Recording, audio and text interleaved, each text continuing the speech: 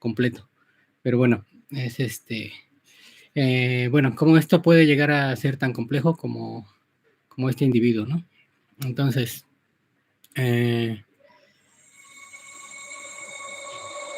aquí les presento, por ejemplo, es un video de National Geographic donde lo que tratan de explicar es cómo las células se dividen rápido al principio y cómo se ha logrado mapear ahora el destino celular del destino celular, que si va a dar sistema nervioso, que si va a dar cierto órgano y esto.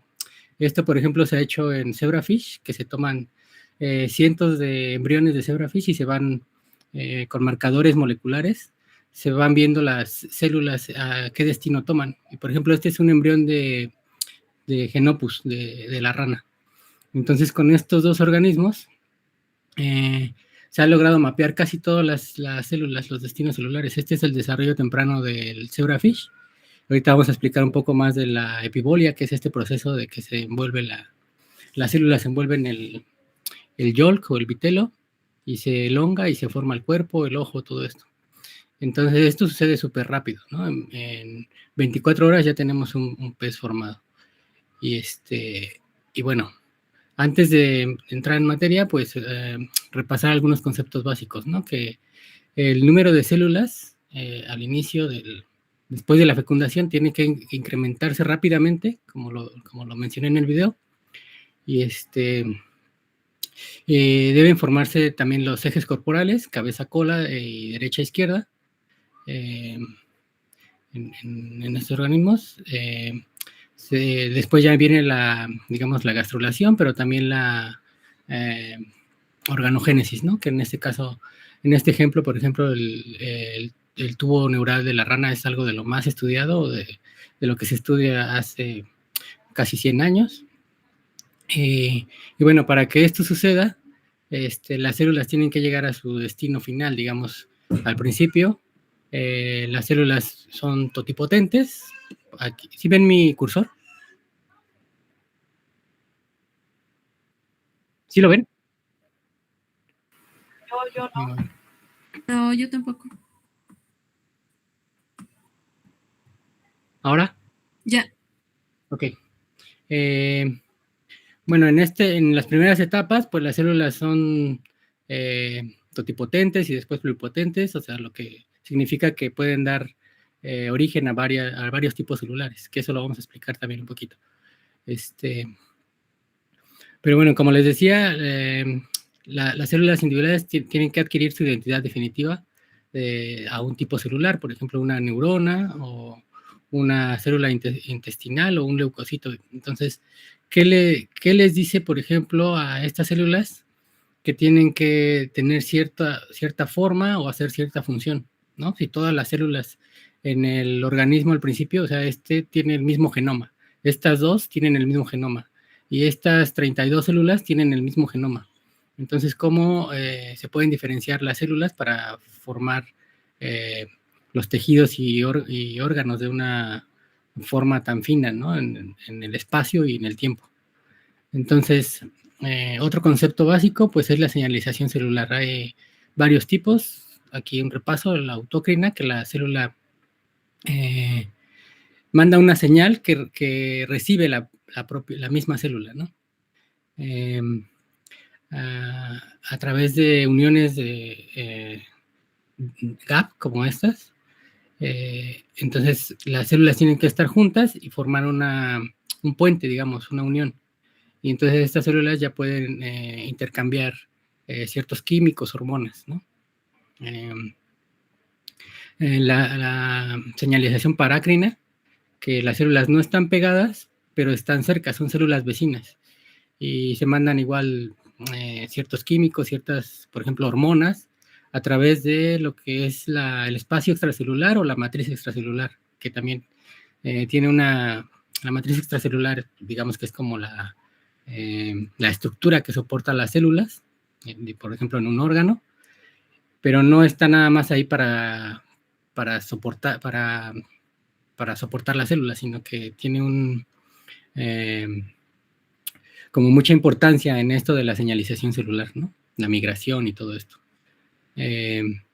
y una señalización que es endocrina, que utiliza el torrente sanguíneo para mandar señales a células que están mucho más lejos.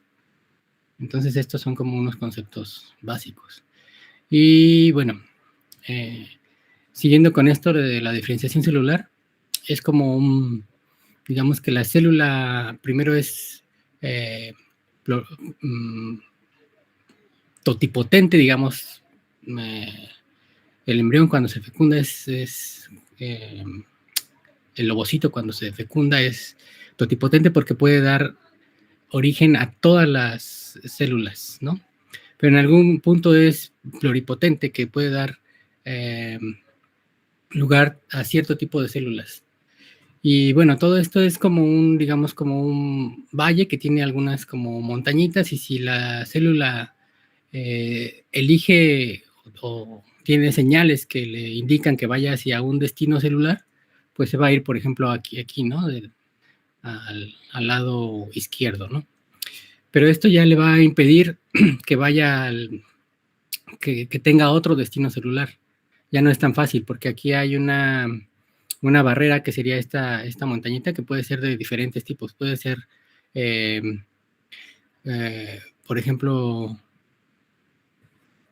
o una barrera de que la cromatina esté en algún estado que no le permita a esta célula irse a otro lado. Aunque existe la transdiferenciación, que si una célula, por ejemplo, en lo que yo hago en la regeneración, tú le cortas un pedazo de corazón al pez, y entonces los cardiomiocitos se regresan un poco porque expresan genes que no expresan normalmente en adulto, pero que sí expresan en el estado embrionario durante la formación del corazón. Factores de transcripción embrionarios. Entonces lo que hacen los cardiomiocitos en este caso es que regresan un poco, pero no a ser pluripotentes, sino solo un poco. Siguen siendo cardiomiocitos, y dan lugar a otras células, digamos a cardiomiocitos maduros, ¿no? Entonces, ay, perdón. Eso sería o de un tipo de un fibroblasto a otro tipo celular, ¿no? Eso sería. Y bueno, aquí puse otro ejemplo de reprogramación, que esto ya es como una herramienta que se usa, que fue descubierta por este investigador, que es el doctor Yamanaka. Y entonces él descubrió que células ya totalmente diferenciadas, tú le puedes poner en cultivo estos 4 factores. Por ejemplo, a los fibroblastos que ya están totalmente diferenciados, le pones estos 4 factores y tú regresas a las células a un estado pluripotente. Y después a estas células pluripotente inducidas, digamos, tú les metes otros factores para dirigirlas a un destino celular específico. Por ejemplo, en el laboratorio se hacen de fibroblastos, se hacen IPS y bueno, hay otras personas, no yo, que trabajan, por ejemplo, a diferenciarlos a neuronas y otros a cardiomiocitos, por ejemplo, ¿no? Entre otras cosas. Y es algo que ya una herramienta muy poderosa que se hace. Aparte de estas células que tú diferencias a partir de las IPS, puedes hacer organoides, que también sería como mimetizar algún órgano adulto. Y esto resuelve como muchas cosas éticas también de trabajar con embriones o de trabajar con células madre que no sean reprogramadas, ¿no? Que sean, digamos, naturales. Entonces aquí le pongo algunos organismos modelo en biología del desarrollo. Seguramente ya han visto algunos de ellos o todos. Entonces, también pongo el círculo negro aquí, significa para qué se usa más este modelo, ¿no? Por ejemplo, la mosca de la fruta, pues para manipulación genética desde hace 100 años ha sido muy usada. Déjenme quitar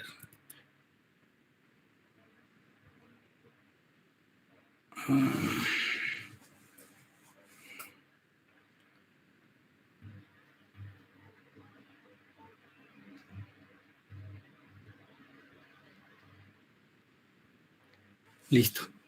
Perdón. O genómica de una sola célula, o técnicas de expresión de genes espacial, ¿no? Bueno, hay muchas técnicas ya muy novedosas y esto. Pero sí, aquí está, por ejemplo, el gallo, el ratón. El cultivo celular también es un modelo de biología del desarrollo, y los organoides, que es lo que les comentaba, que estos dos pues se pueden considerar como lo mismo, ¿no? Cosas in vitro. Pero aquí lo que les quiero resaltar es lo que les comentaba, de que ustedes pueden tener un cultivo celular, ya sea que venga de iPS o que venga de células madre, o de células, por ejemplo, de un donante de que tenga algún tipo de tumor. Esto digamos que se disgregan estas células, se dejan crecer y después se usan para formar estas, como primero se llaman esferoides, de que son muchas de estas células juntas, pero ya si tienen algún marcador o alguna forma de algún órgano, se les llama organoides, ¿no? Entonces, incluso se pueden poner factores para tratar de generar el desarrollo, al principio del desarrollo de un embrión, por ejemplo, de ratón, que puede llegar hasta un estado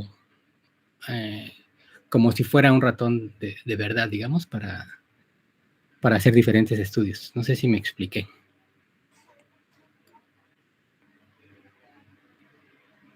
¿Hola? ¿Hola? Yo creo que sí, entendí, doctor. Repíteme. Que eso último que comentó, no entendí.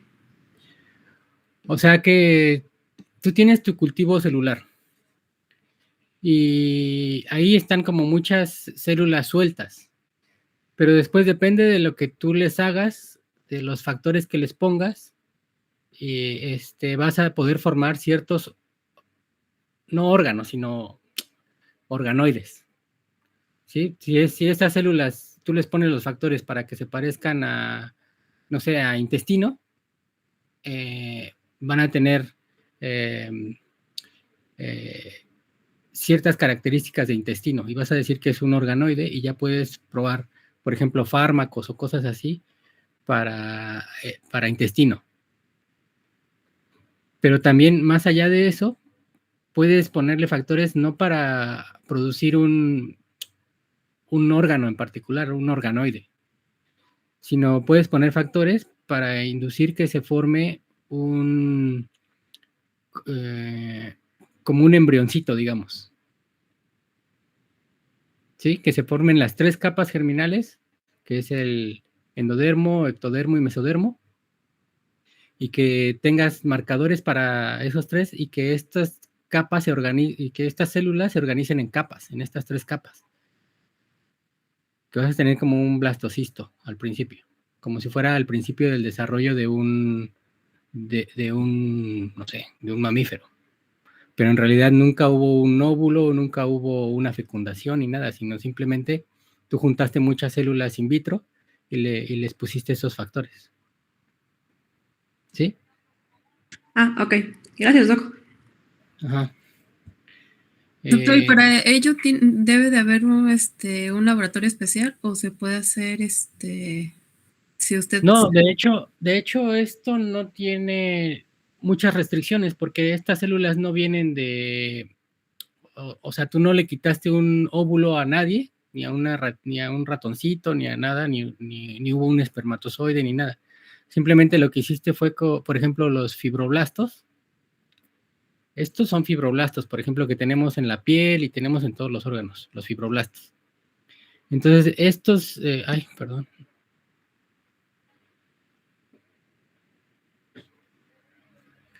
Estos fibroblastos, tú los reprogramas hacia células que son pluripotentes, que son estas, con estos factores. Y a partir de esas células, tú los reprogramas a algo que quieres. Entonces, digamos, lo más impresionante es que puedes formar las 3 capas germinales, pero éticamente, pues no te pueden decir que estás usando un embrión de algún animal, o de humano, ni nada, sino es algo que se parece mucho a eso, pero nunca fue, repito, ni un ovocito, no hubo ovocito, ni espermatozoide, ni nada. Simplemente lo reprogramaste, todo eso. Gracias, doctor. Sí. Por eso dice acá abajo, miren, epiblast-like, endoderm-like, porque tiene los marcadores de endodermo, pero en realidad no es el endodermo de un embrión natural, ¿no? Es algo parecido, a lo mejor se logra que se parezca más cada vez con los años, pero es eso, es una herramienta para probar fármacos, para hacer investigación básica. O aplicada en el caso de la industria farmacológica. Pero sí, o sea, esto del cultivo celular está como muy avanzado y se hace. Por ejemplo, en el laboratorio en el que estoy también hacen algo imprimen lo que llaman unos scaffolds por ejemplo, con colágeno y esto, pero al mismo tiempo imprimen la bioimpresora, le ponen células. Y en mi caso, hacemos como tú puedes elegir la figura geométrica que quieras imprimir, hacemos como un cono con cardiomiocitos para poder como formar un corazón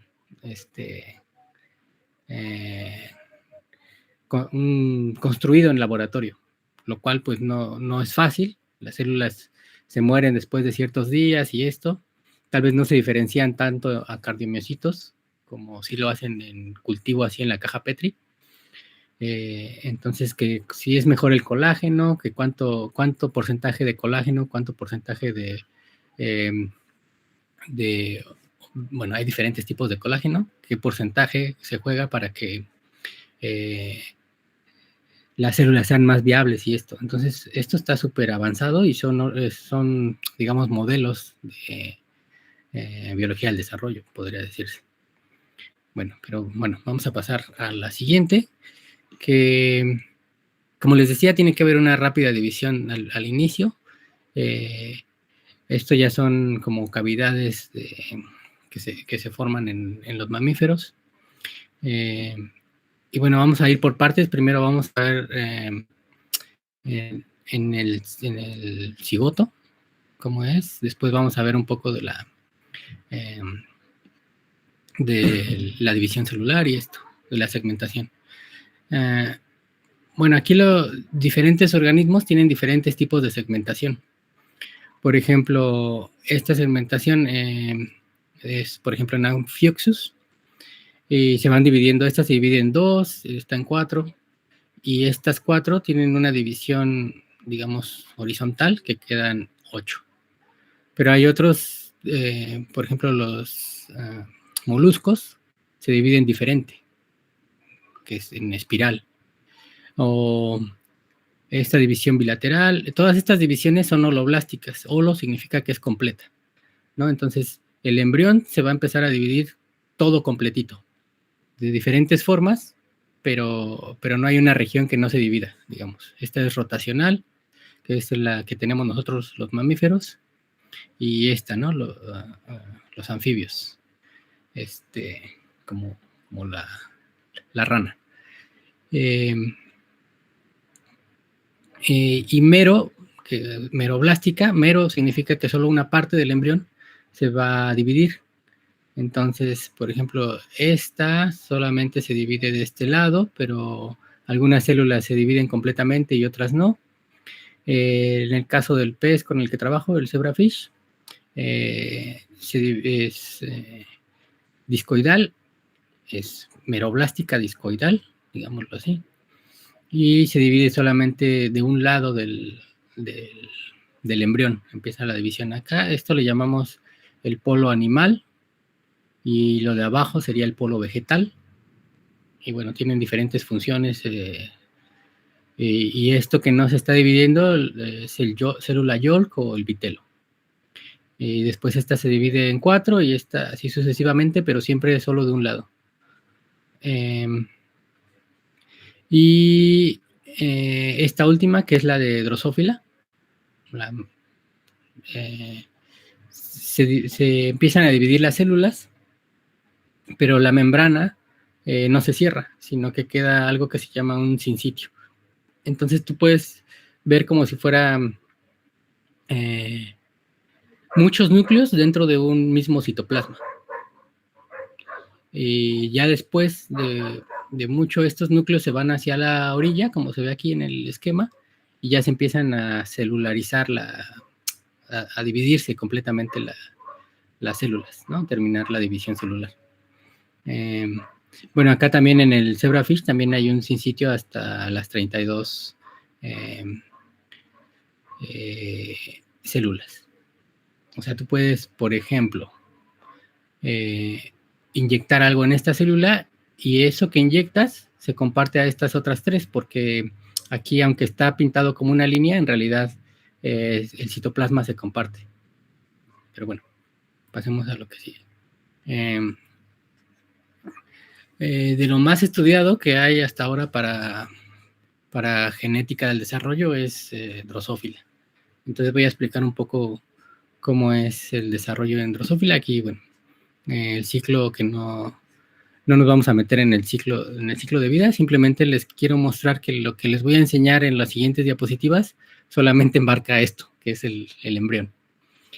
Y en el embrión, después de la fecundación, hay genes, bueno, RNAs y proteínas que se heredan, o sea que ya estaban en el ovocito y que cuando el espermatozoide fecundó al ovocito, ya estaban esas proteínas y esos RNAs ahí.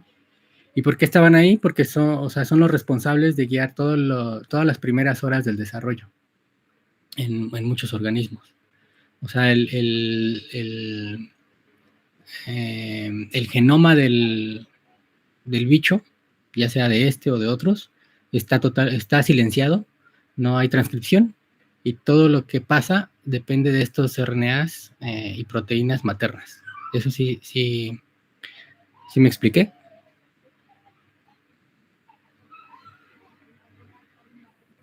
Sí, doctor. Luego, bueno, vamos a ver esto por partes, pero hay ciertas procesos que pasan donde se expresan los genes GAP que van haciendo, segmentando el cuerpo de la mosca. Luego estos genes y los genes de polaridad segmental que vamos a ver que son súper interesantes. Entonces, regresando al RNA materno, miren, aquí está lo que les decía. En una célula, esto es el RNA materno, todo depende del RNA materno. Y después hay algo que se llama como un paso de transición entre el RNA materno o las señales maternas a las señales del cigoto, que en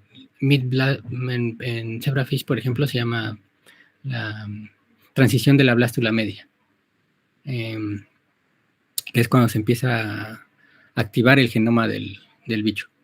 Y ya después se apaga totalmente lo del RNA materno y se prende totalmente el genoma del animal en cuestión. Entonces, por ejemplo, aquí está el C. elegans, la mosca, el zebrafish, el genopus y el ratón.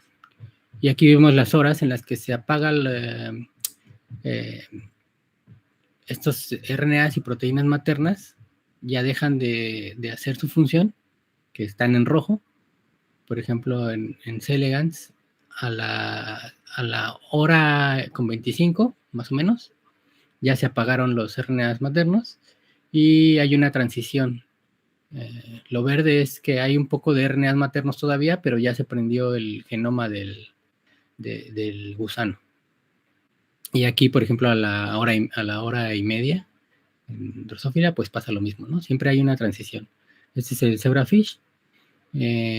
Más o menos a las 2 horas y media, pues ya se apagan los maternos y se prende el genoma. Y así sucesivamente. Y bueno, en el ratón es pues casi inmediato. Aquí todavía ni siquiera está la primera división, cuando ya se están apagando los RNAs maternos. Aquí fue la primera división, ya hay 2 células, pero ya no hay RNAs maternos. O sea que esto es los RNAs maternos en los mamíferos no hacen la función de los primeros pasos del desarrollo, como en otros organismos. Pero bueno, aquí algo muy importante es cómo los RNAs maternos y los RNAs maternos se heredan a la siguiente generación. Entonces lo que tiene que pasar es que la línea germinal tiene unas proteínas que no expresan ninguna otras células para, ya sea, por ejemplo, en este caso, esta proteína es nanos. Y se estabiliza, este conjunto de proteínas no se pega al RNA mensajero y la cola de poli A crece. Eso es una cosa muy importante que tiene que pasar para que se estabilice este RNA. Esto es entre las 0 y las 3 horas en la mosca, como se ve aquí. Pero después de las 3 horas, este RNA de nano se tiene que degradar, entonces ya se pega a este complejo en unos sitios específicos. Y esta proteína, que en otros organismos se llama, por ejemplo, Pacman, degrada la cola de poli A, y al degradar la cola de poli A, el RNA al comerse la cola de poli A, el RNA se degrada. Y, por ejemplo, este es otro RNA que no se traduce a proteína, pero tampoco se degrada. Y esto es lo que les quería mostrar, que este tipo de represión en realidad es para almacenar los RNAs en algo que se llama, en diferentes organismos se llama diferente, pero son los gránulos P o los P-bodies también le llaman, P-granules. Entonces, esos están específicamente en las células germinales para almacenar estos RNAs. Y después, ya cuando estas células germinales son fecundadas, ya tienen esos RNAs ahí almacenados de esta forma. Y en el zebrafish, pues lo mismo. O sea, hay cierta maquinaria que, no sé si han oído hablar del complejo RISC, pero el complejo RISC es que hace la biogénesis de los microRNAs. Y bueno, este complejo comparte muchas proteínas con el complejo RISC, que por ejemplo Argonauta 1, que es la más famosa. Esto hace que, no sé si ven aquí una cosita negra en Argonauta 1, que es como un microRNA, que son los piwis. Son RNAs cortos asociados a unas proteínas que se llaman piwis, que también están solo en la línea germinal de los organismos, pero esto es también para silenciar o degradar ciertos RNAs. Y lo mismo acá, la poliadenación, que es súper importante para la estabilización o para el almacenamiento, ¿no? No sé si hay dudas de esto, de almacenamiento y degradación de los RNAs maternos. No, doctor, de mi parte no. O sea, en las células que no son germinales, en las células del soma, se tienen que degradar estos RNAs maternos para que la célula tenga su identidad de célula de lo que vaya a ser, ¿no? Su destino. Pero las células germinales tienen que mantener este tipo de RNAs y proteínas maternas. Las tienen que mantener hasta toda la vida del bicho hasta que ellas mismas sean fecundadas para pasar esta información genética a su descendencia. Y bueno, aquí ya después de la fecundación hay varias moléculas importantes. Por ejemplo, este es el ejemplo de Drosophila, que, por ejemplo, estas son moléculas de RNA, bicoid y nanos, se expresan, por ejemplo, en el polo anterior bicoid y en el polo posterior nanos. Que aquí está la larva, digamos, el embrión, perdón, de Drosophila. Y aquí está el polo posterior, el polo anterior, y siempre hay un gradiente de estas moléculas de RNA. Y estas son a nivel proteína también. Igual, esta caudal se expresa en la parte posterior, pero inhibe la expresión de Hunchback. No sé si están familiarizados con este tipo de inhibición espacial.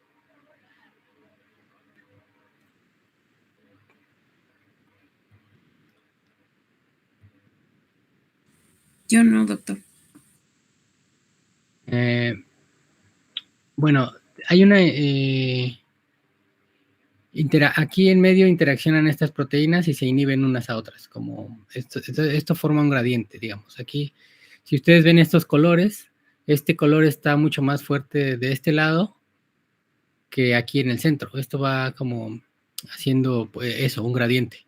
Y lo mismo de este lado. Entonces es porque aquí en medio ya se encuentran estas proteínas y se inhiben unas a otras. Entonces no dejan pasar esta expresión. Entonces, digamos en términos sencillos. Entonces aquí está cómo se especifican los polos en el embrión de la mosca. Por ejemplo, aquí es lo que les decía, la proteína bicoid y la proteína caudal se expresan en polos diferentes, lo que va a permitir la expresión de otras proteínas. Por ejemplo, en este caso, bicoid va a permitir la expresión de Hunchback en gradiente también, y de los genes GAP, que los vamos a ver ahora. Y esto va a favorecer, por ejemplo, la formación de la cabeza, del tórax, del abdomen y de la parte final de la mosca, ¿no? Y esto forma un organismo normal, natural, completo, que es en este caso esto. Pero cuando, por ejemplo, quitas bicoid, la proteína que está en rojo, la eliminas, entonces caudal ya no tiene quien la reprima del lado anterior. Entonces, caudal, lo amarillo, imagínense que esto amarillo camina hasta acá porque ya no está lo rojo, ya no hay nadie que la silencie, digamos. Entonces, si caudal se expresa en toda la parte del embrión, pues lo que va a pasar es que solo va a haber una parte caudal, que es esto. La larva no va a tener una cabeza, sino va a tener solamente va a formar la cola, por así decirlo, por la inhibición de bicoid. Y lo mismo pasa en la parte posterior. O sea, nanos es la proteína encargada de dirigir la parte posterior. Pero si mutamos a nanos o quitamos a nanos, entonces solamente se va a formar cabeza.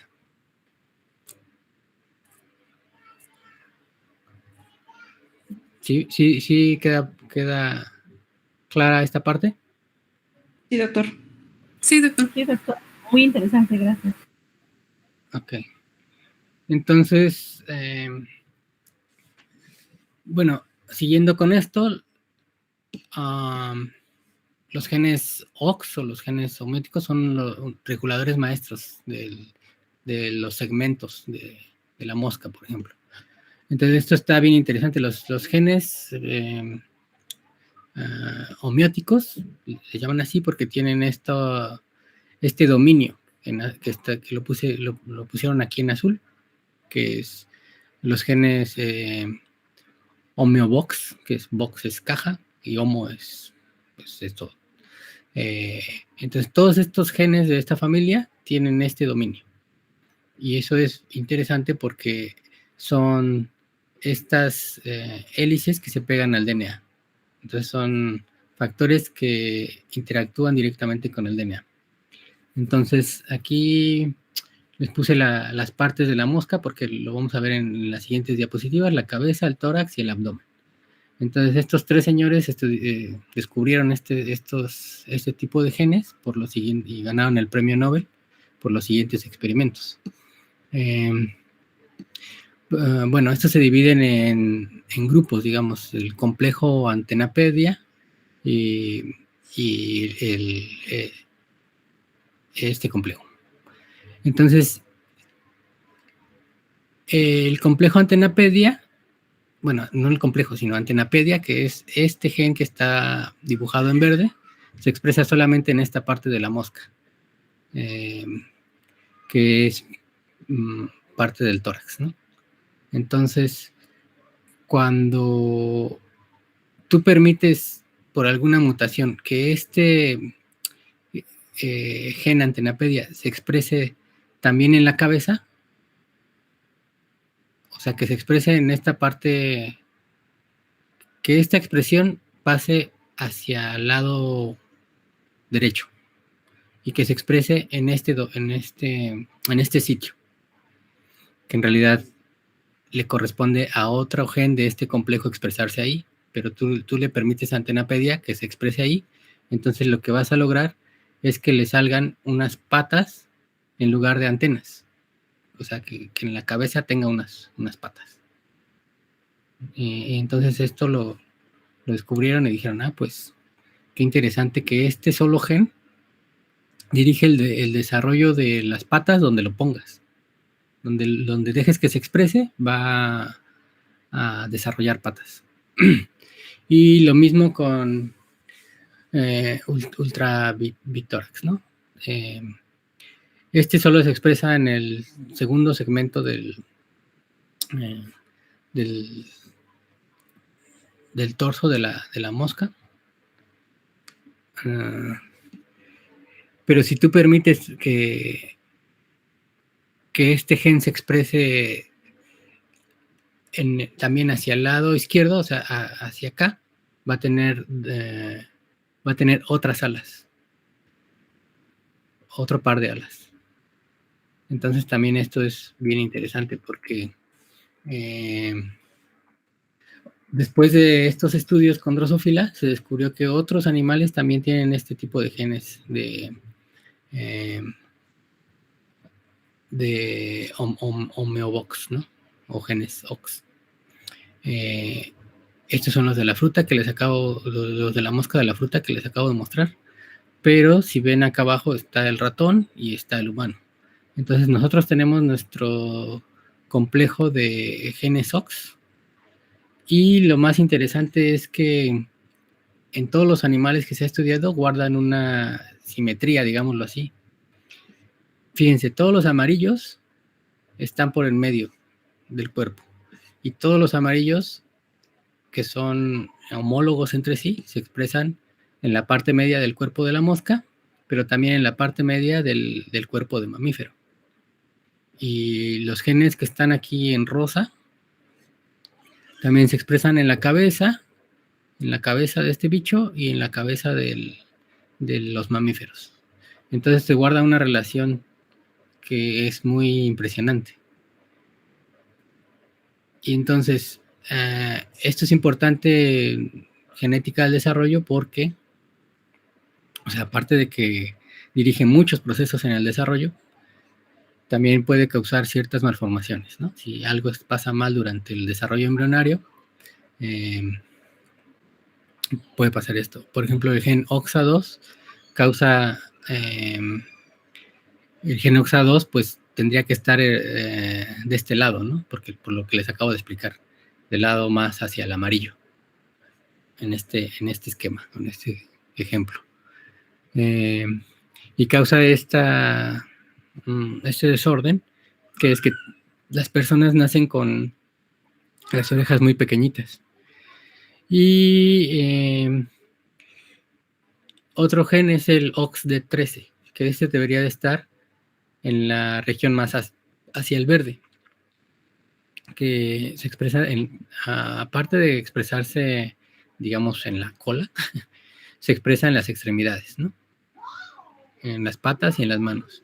Entonces, aquí lo que pasa es que tienen algo que se llama simpolidactilia, que pueden tener más dedos o pueden tener dedos fusionados por mutaciones en estos genes o ya sea sobreexpresión o falta de expresión de estos genes. Entonces,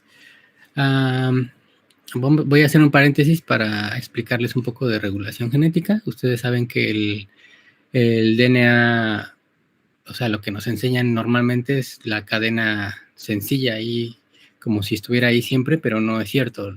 En la realidad, el DNA no está así desnudo, está formando algo que se llama la cromatina, que se enrolla en las histonas. El DNA se enrolla en las histonas, pero después estas histonas se enrollan entre sí, como esto que forma la fibra de 30 nanómetros. Luego esta se enrolla entre sí, se enrolla más y más. Hagan de cuenta que ustedes tienen una liga y le va, no sé, un cordón o algo en forma circular y le van dando vuelta, ¿no? Con los dedos. Y le sigue dando vuelta, entonces se va a hacer como una espiral en esa liga. Y si le sigue dando vuelta, se va a compactar y se van a hacer varios espirales. Y es eso. La cromatina es esa liga muy súper enrollada. Eso es la cromatina. Entonces, para que se exprese un gen, tiene que estar más o menos libre la zona donde se esté expresando el gen. Y para eso, ahora se sabe que hay varias cosas que ayudan a la expresión de genes. Por ejemplo, este es un insulator. Entonces, de este lado tenemos cromatina compacta, donde es menos probable que se expresen los genes. Los circulitos serían como las histonas, que ejemplifican las histonas. Y hacia el lado derecho tenemos una cromatina donde es más probable que se expresen los genes. Pero también tenemos los enhancers, que son también secuencias específicas que pueden ayudar a incrementar la expresión de un gen. Este es el promotor, este es un enhancer, y si hay un insulator en medio, una barrera, el enhancer no puede incrementar la expresión de este gen. O sea, el gen se expresa, pero normal, como un estado basal o lo que sea, lo que se tenga que expresar. Pero el enhancer no está ejerciendo ninguna función en este gen, porque el insulator está en medio. O sea, el enhancer estaría de este lado, la barrera estaría aquí y el promotor estaría acá. Pero si el insulator está fuera del enhancer, entonces este enhancer, que es una secuencia de DNA, interacciona con esta otra secuencia de DNA, que es el promotor, e incrementa la expresión de este gen. Por eso esta flecha está en gris y está pequeña, y esta flecha es grande y más negra. Entonces, si esto interacciona con esto, forma un asa o un loop de DNA. Y aquí lo mismo, el insulator está del otro lado y esto interacciona con esto, aunque esté miles de bases lejos, pueden interaccionar y pueden incrementar la expresión de ciertos genes. Y bueno, esto es importante para lo que les voy a explicar en las siguientes. No sé si ya habían visto esto.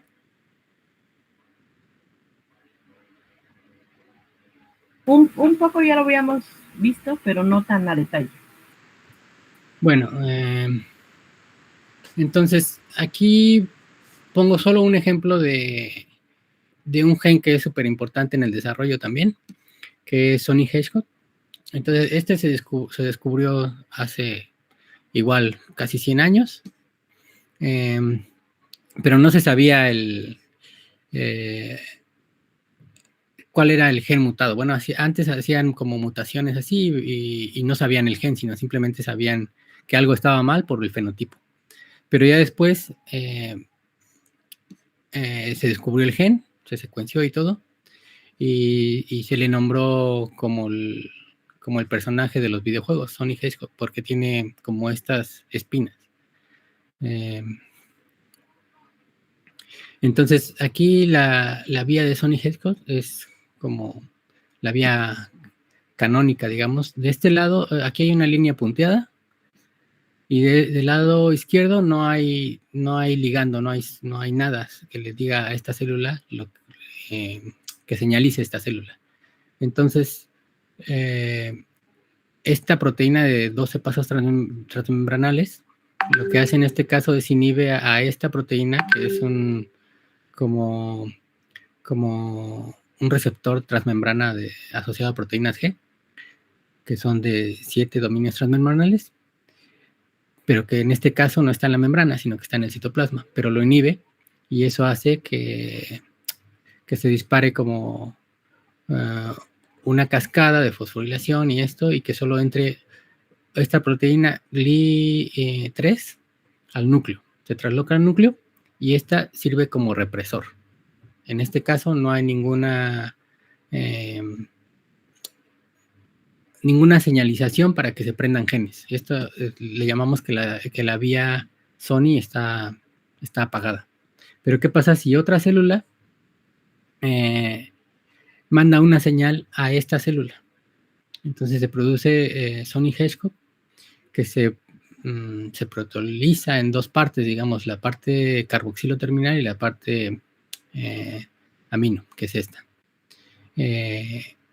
Entonces, esta parte amino sí interacciona con el receptor patch, y patch permite que esta proteína se meta a la membrana, y entonces aquí sí se desencadena una cascada donde GLI3 ya no entra al núcleo, sino que GLI3 ya se aparta de aquí y solo GLI1 y GLI2 entran al núcleo, y de aquí se interacciona con otros factores transcripcionales y prende varios genes, o sea, los genes blancos de la vía Sony Hedgehog. ¿Y por qué es importante esto? Porque, por ejemplo, algo que ya se sabe ahora es que esto es un enhancer, o sea, una región de ADN que no es el gen, ni es el promotor, ni nada. Pero si esta secuencia es la secuencia natural y se pegan estas proteínas o estos factores ETS y ETB, se pegan aquí en esta conformación, ¿no? Uno rojo, uno azul, 4 rojos, uno azul. Y esto hace que la proteína Sony Hedgehog se exprese solo en esta parte, en esta zona morada. Y esto forma una mano normal. Pero ¿qué pasa si el enhancer tiene una mutación puntual? La mutación puntual es que solo cambió una base del DNA. Y entonces una mutación puntual hace que este factor azul, que es uno de los ETB4, no se pueda pegar aquí. Y eso hace que Sony Hedgehog no solo se exprese aquí, o sea, se exprese mucho más aquí, pero que también se exprese en otro lado que no le toca, cuando se está formando la mano. Y esto hace que tenga otros dedos donde no debería de tener dedos. Y lo que tenemos son personas con polidactilia. Y también Otro ejemplo de Sonny Hedgehog es que hay muchos desórdenes cranofaciales, ¿no? Por ejemplo, la sobreexpresión de Sonny Hedgehog hace que se ensanche la cara, la parte media de la cara, y que los ojos estén separados. Pero reducir la expresión de Sonny Hedgehog hace que puedan hacer bebés con ciclopía, o sea, un solo ojo, o sea, se juntan los ojos. Y bueno, otra cosa súper importante que se ha avanzado mucho es el mapeo del destino celular, que como les explicaba en el primer video, ¿no? Entonces, este es el desarrollo embrionario del pez cebra, y como les decía, solo se divide de un solo lado, y esto es un video de, no sé, hace 30 años o lo que sea, hace 20 años. Pero ahora ya se sabe, ya se ha hecho el mapeo del destino de estas células. Entonces ya con marcadores específicos, mucha física y mucha computación, ya pueden seguir qué célula dio origen a qué estructura. ¿No? Aquí está lo que sería la columna vertebral o las somitas, y la parte rosa estaría formando la cabeza, el cerebro y todo esto.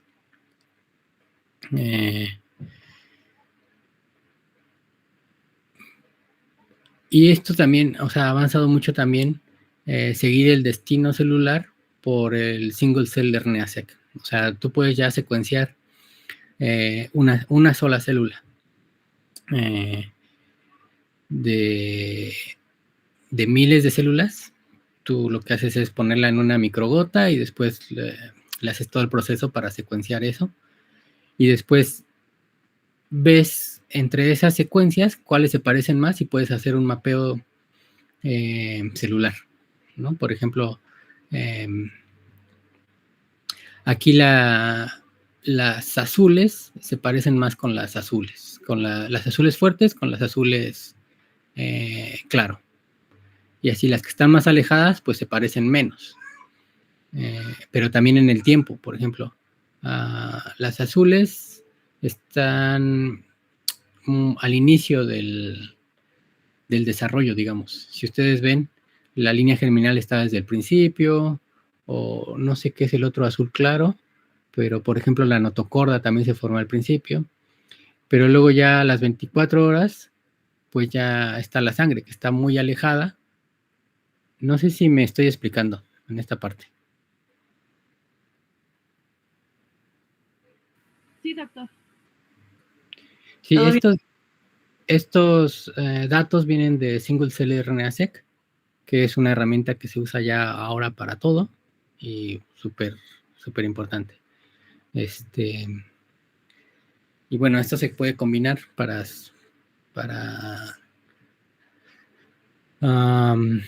no sé, cosas de enfermedades ya más avanzado y esto. Ahora, con todas estas herramientas, ahora se sabe, por ejemplo, este es el embrión de pez cebra, ¿no? Ahora se sabe que de aquí vienen las 3 partes del cerebro, de acá, de este lado, viene la epidermis, las somitas vienen de estas células que están por acá, ¿no? Y se hace todo un mapeo de esto, con las herramientas que ya se tienen. Pero ¿cómo empezó todo esto? Con estos dos señores que también, bueno, él ganó el premio Nobel y ella murió antes de que este trabajo se volviera famoso. Ella era la estudiante de doctorado de él y ella hizo estos experimentos que en la salamandra ella trasplantó. Aquí hay algo que ellos pensaron que era un grupo de células que pensaron que era importante para dirigir la formación de estructuras, ¿no? del tubo neural. Entonces lo que hicieron para demostrarlo fue que de un embrión de salamandra negro o oscuro, trasplantaron células a un embrión de salamandra claro, y entonces si ven aquí, estas células son de otro color. Y pues tenían razón, porque después de cierto tiempo, la el implante de estas células formaron un tubo neural, una notocorda, o sea, un eje secundario inducido.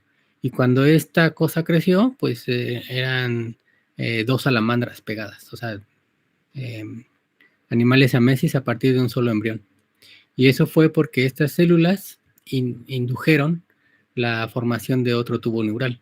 Entonces aquí ponen, el organizador determina la formación de la notocorda, que representa el eje vertebral primitivo y la placa del piso, que dará lugar al sistema nervioso central.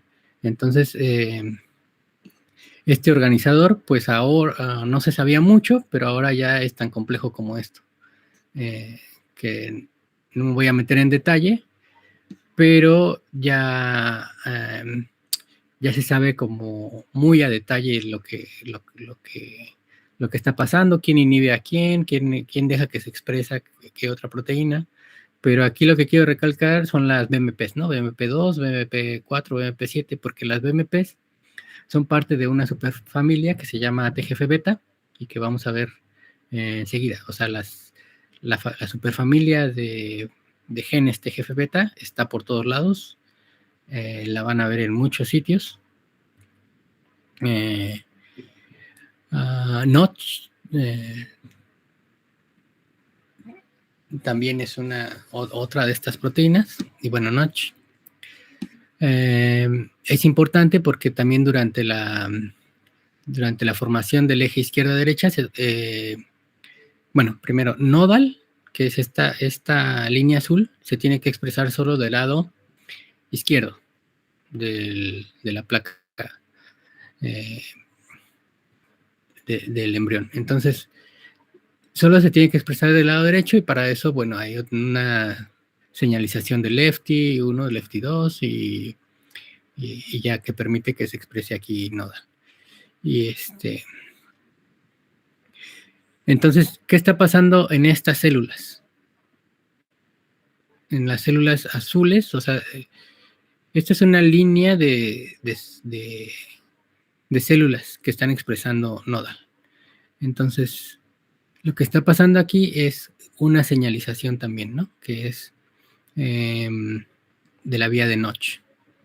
Entonces, esta es una señalización donde se unen las células y una célula le dice a otra qué es lo que tiene que hacer, por ejemplo esta. Estos receptores en rojo, Serrate y Delta, funcionan en la vía de Notch.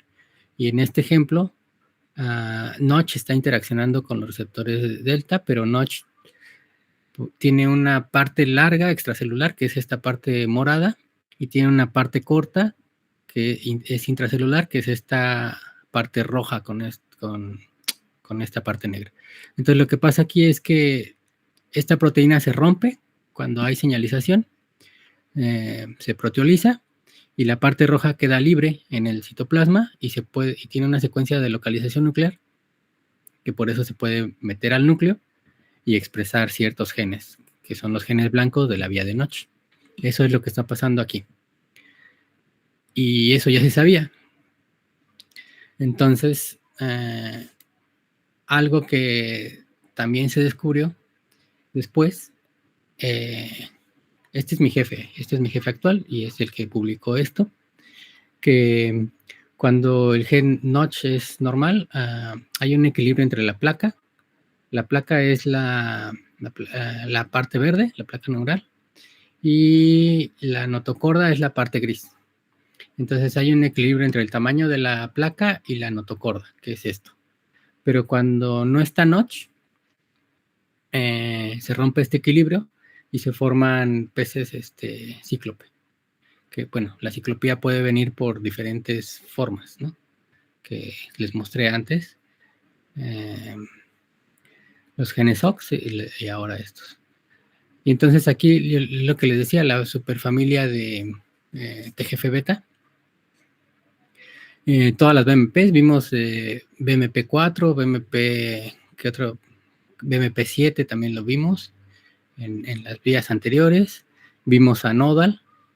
Entonces, básicamente estas Estas BMPs y Nodal y estas funcionan de la misma forma, que es, para simplificarlo y para que se acuerden, o sea, llega el factor, que puede ser cualquiera de estos, llega a la célula y esta tiene sus receptores, que son estos, el receptor tipo 1 y tipo 2, y tienen que estar el tipo 1 y el tipo 2 para que la vía se prenda.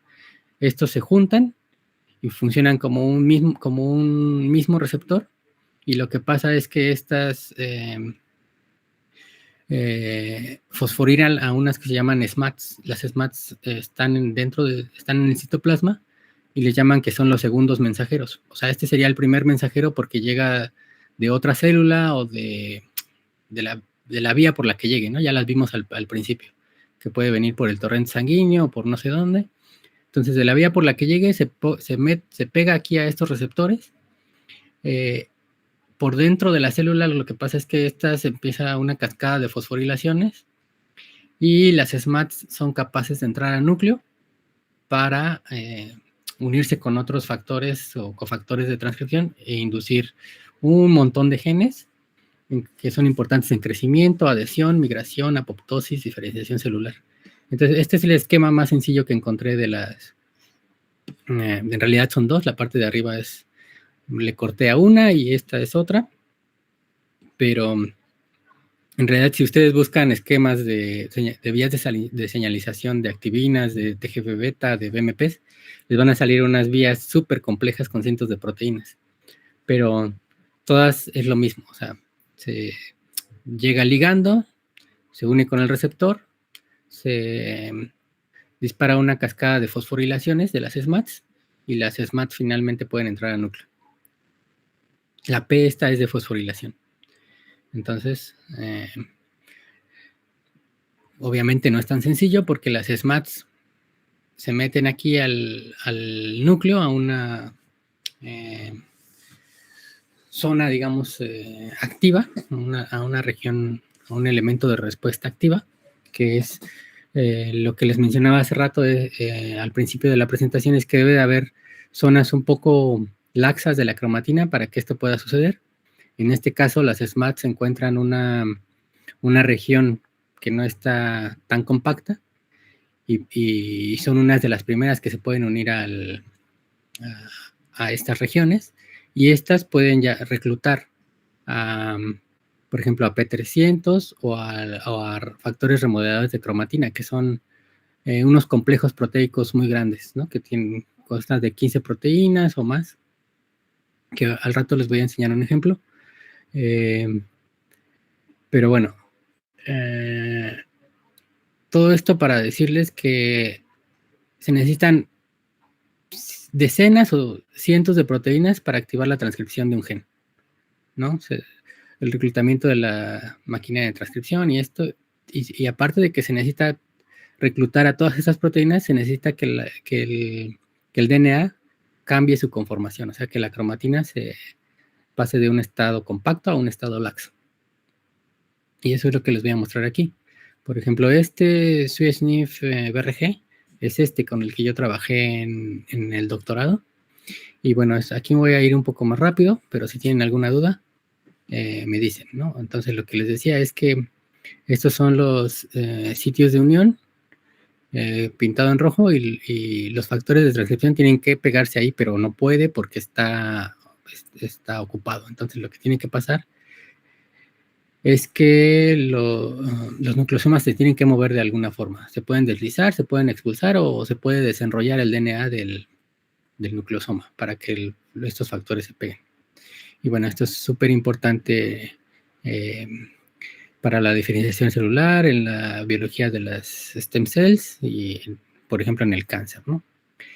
Y este complejo está en todos los animales, está incluso en plantas. Y lo que yo hice fue mutar a esta amarilla que se llama BAP57.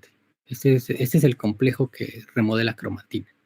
Entonces, la proteína principal, digamos, o la que hace la actividad catalítica es BRG.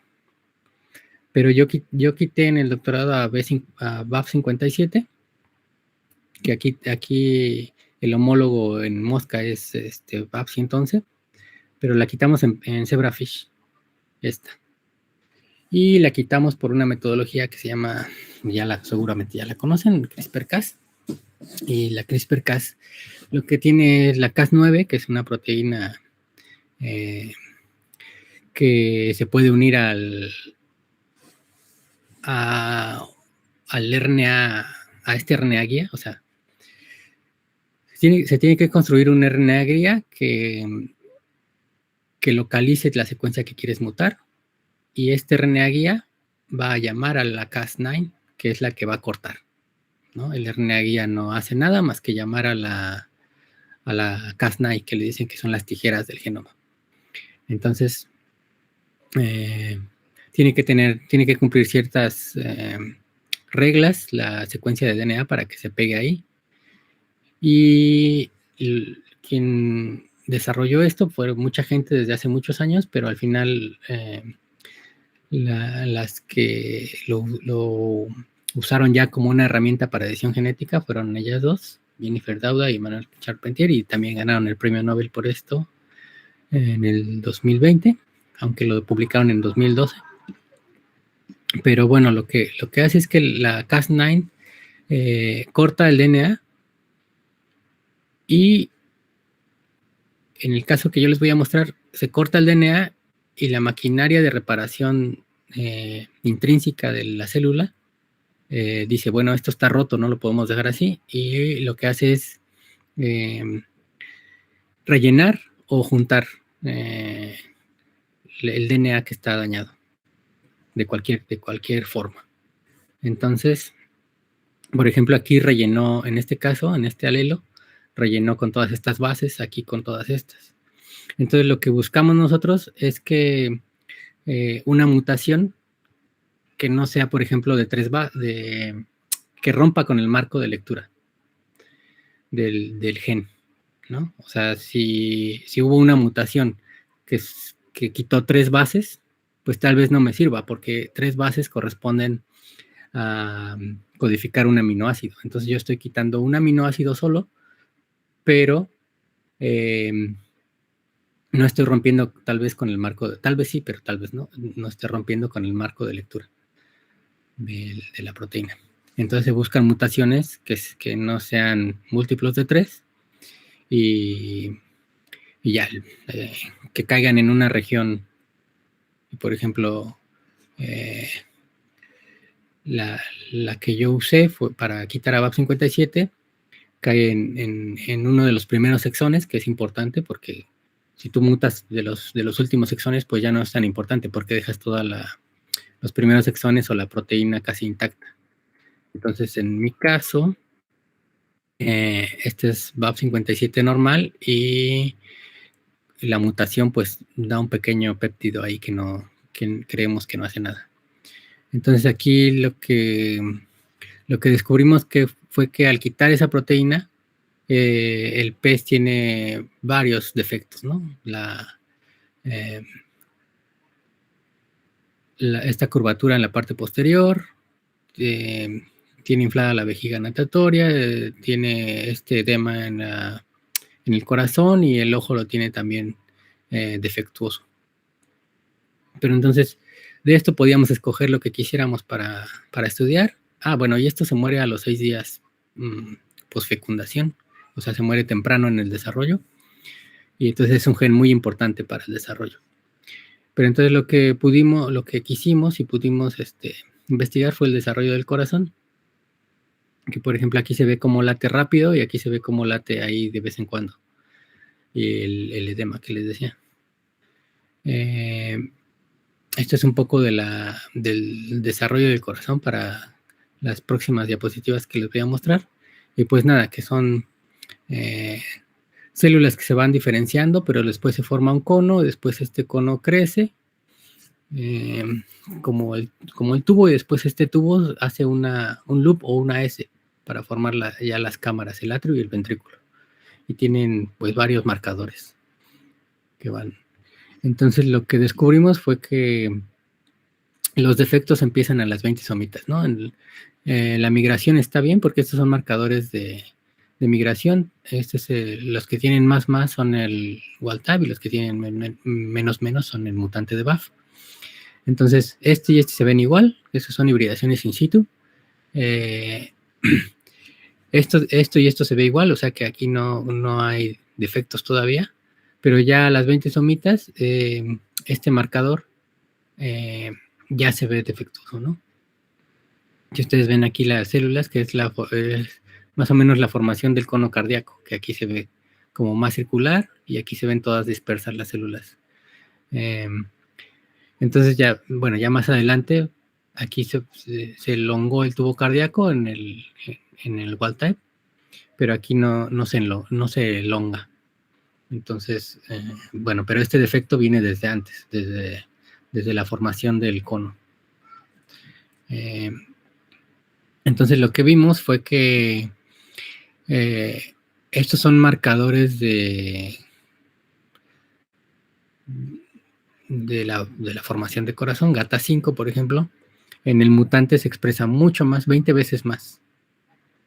Solo me voy a enfocar en GATA5, que es el que más se sobreexpresa en el mutante porque quitamos a BAP57. Entonces aquí están hibridaciones in situ en el pez completo, y aquí se ve en el corazón que estos genes se expresan muchísimo más, tanto en RT-PCR cuantitativo como en hibridaciones in situ. Entonces lo que concluimos es que bien, aquí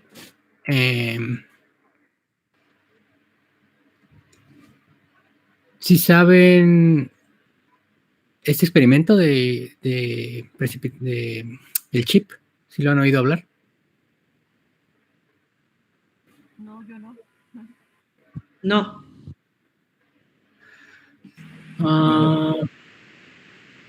Bueno,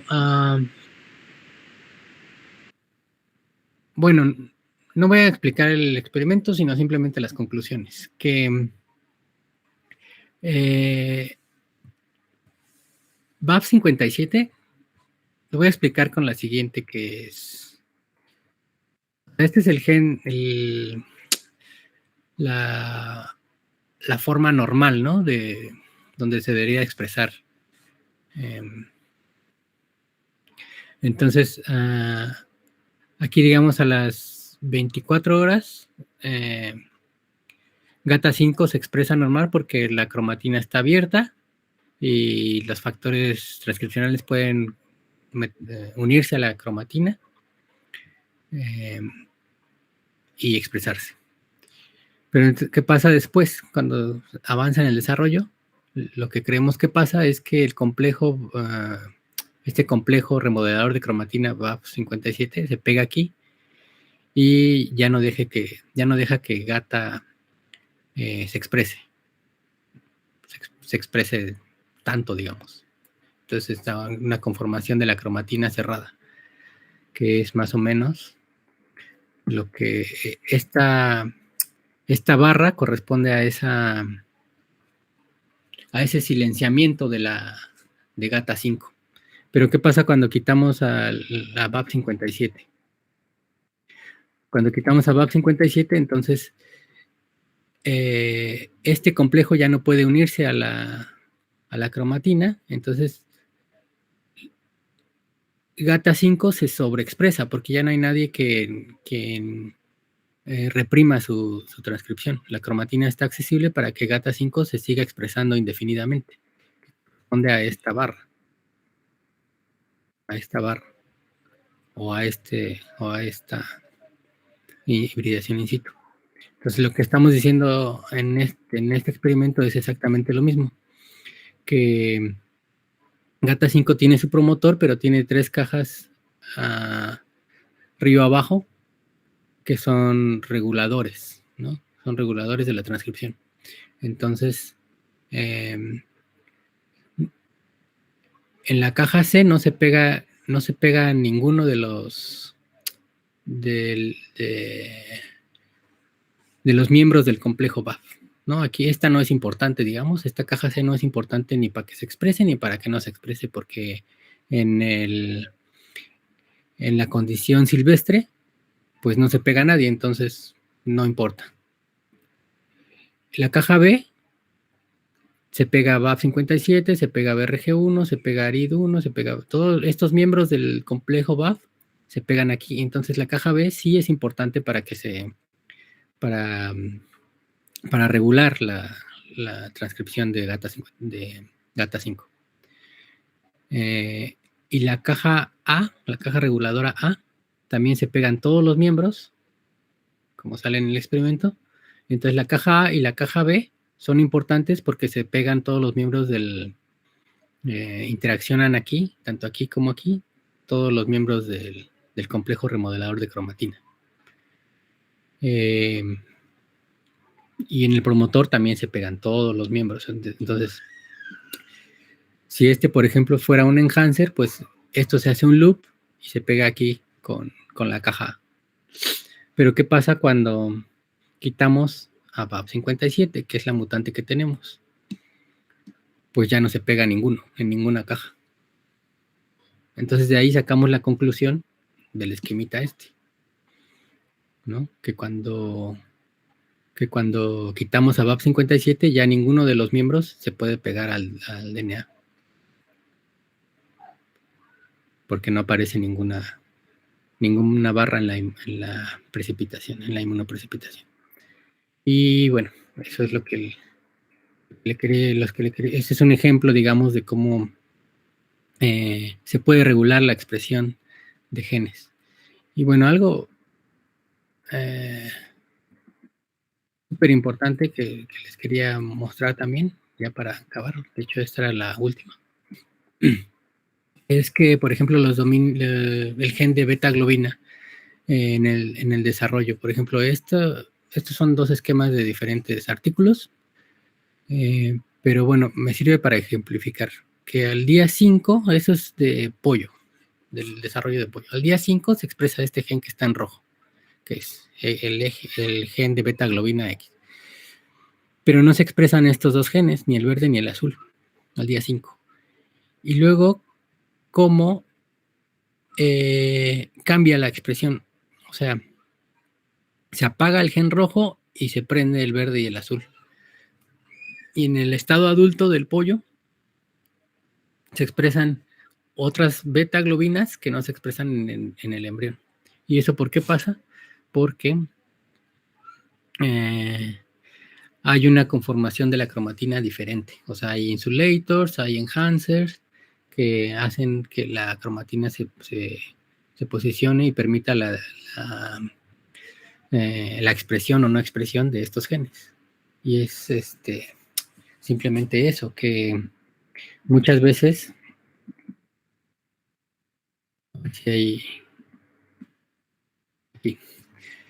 muchas veces uno puede pensar que una enfermedad, un síndrome o algo viene porque el gen esté mutado. Incierto, o sea, sí puede ser que el gen esté mutado, pero puede ser que el gen esté totalmente intacto y bien, 100% funcional y todo. Lo que puede pasar si esa persona o ese paciente tiene algún trastorno, pero el gen está bien, es tal vez porque regiones como enhancers o insulators estén mutados, como es el caso de, les mostré aquí, ¿no? O sea, el gen, en este caso el gen es, el gen de Sonic Hedgehog es normal, aquí, perdón, el gen es normal.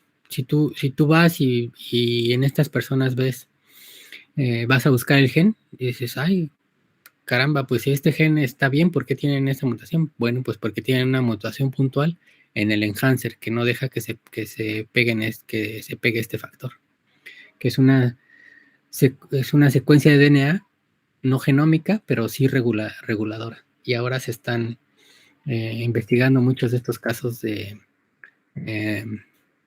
lo que antes era el DNA basura, que era donde no había genes.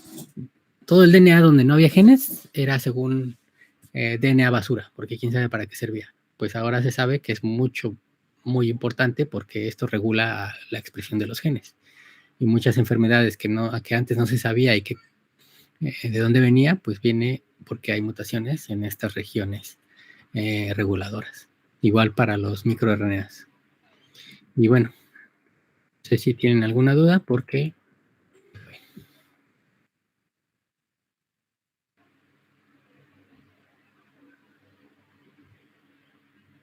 ¿Se durmieron? No, ¿De qué doctor, hablamos, doctor? todo muy claro. Estuvo muy interesante su clase. Muchas gracias, doctor. Uh-huh. Es Bueno. algo complejo, doctor, pero sí es bastante interesante todo lo que se puede hacer. Bueno, espero que les haya quedado algo, aunque sea un poquito.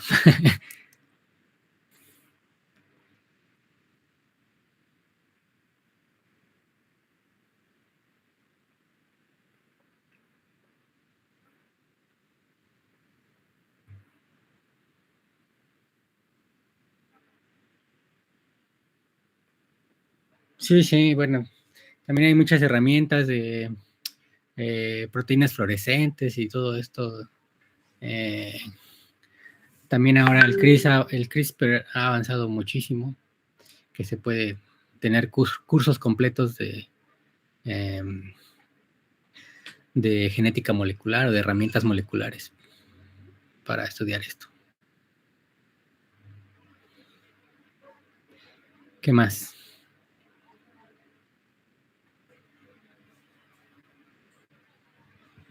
Héctor, ¿te dormiste?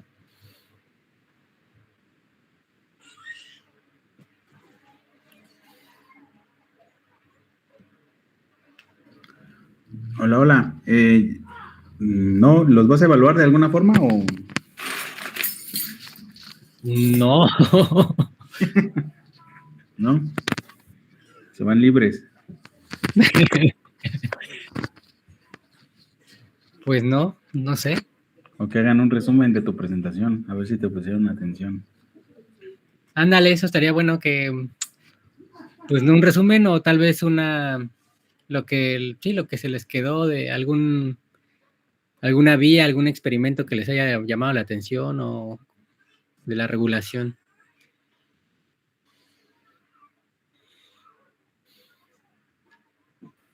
Ok, perfecto. ¿No?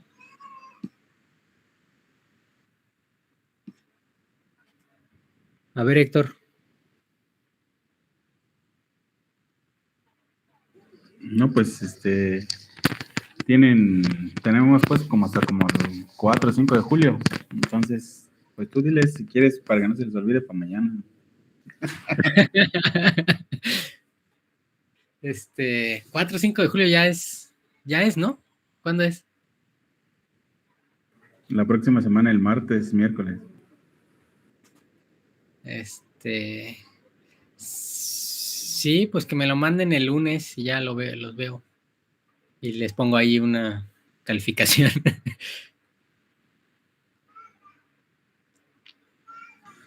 Sale. Entonces, que te manden ahí el resumen y ya tú me dices si les ponemos 8, 9, 6 por dormir en clase. Ok. Sale. Te agradecemos tu presentación. Ok. Espero les haya gustado.